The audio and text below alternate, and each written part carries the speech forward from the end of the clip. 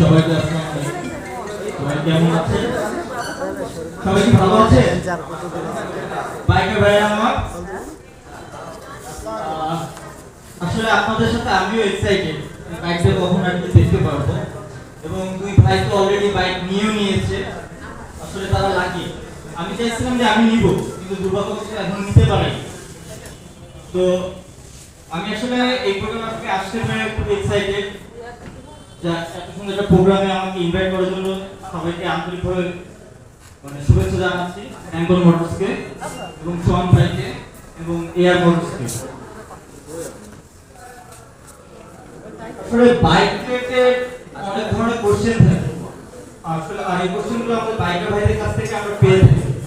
তো এই নতুন বাইক গুলো কারো কোনো কোশ্চেন আছে বাইকার ভাইদের?